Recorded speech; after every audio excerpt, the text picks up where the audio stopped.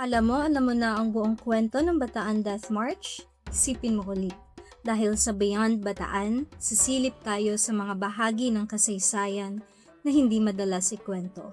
Hindi lang ang hirap sa marcha, kundi ang tahimik na bayanihan na nangyari sa likod nito. Dahil minsan, ang tunay na bayani, hindi lamang ang may hawak na baril o sandata, kundi iyong mga patuloy na nagliligtas ng buhay. Panigurado, marami sa atin ang may alam tungkol sa Bataan Death March. Ngunit sa video na ito, bibigyan pansin natin ang isang bahagi ng kasaysayan na hindi madalas nabibigyang halaga o pansin. At ito ang papel ng isang ospital sa North Caloocan at ng mga taong naglingkod sa gitna ng digmaan.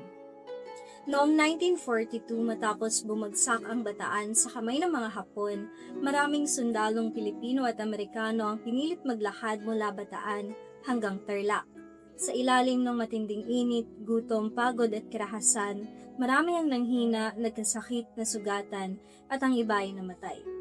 Dahil dito ang Bataan Death March ay hindi lamang isang pangyayari ng paglipat ng mga bihag, kundi isa itong malinaw na larawan ng matinding pagdurusa sa ilalim ng digmaan at pananakop.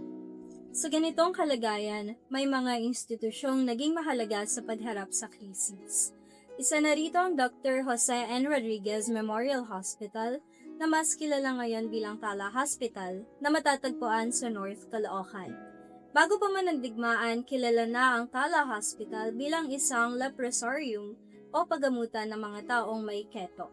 Noon pa man, ang Tala Hospital ay nakatuon na sa malalang kondisyon at sa pangangalaga ng mga pasyenteng may karamdaman. Ngunit nang sumiklab ang ikalawang digmaang pandaigdig, nagbago ang konteksto ng kanilang serbisyo. Paano ito nagbago? Ating alamin. Sa kabila ng kakulangan sa gamot, limitadong pasilidad at nanganganib na pananakop, si Dr. Jose N. Rodriguez at ang mga manggagawang pangkalusugan ay nagbukas ng libreng serbisyo sa mga sundalong Pilipino at Amerikano na naapektuhan sa Bataan Death March. Sa ganitong kalagayan, ang ospital ay hindi lamang naging lugar ng gamutan, kundi naging espasyo na rin ng pag-asa sa gitna ng krisis o sa gitna ng digmaan. Bagamat hindi ito kasing tanyag ng mga pangunahing labanan sa kasaysayan, ang naging kontribusyon ng Tala Hospital o ng Dr. Jose N. Rodriguez Memorial Hospital ay malaking bahagi ng kalayaang natatamasa natin ngayon. Dahil ito ang kalayaang nakamit natin hindi lamang sa marahas na paraan, kundi maging sa pamamagitan ng malasakit, serbisyo at bayanihan.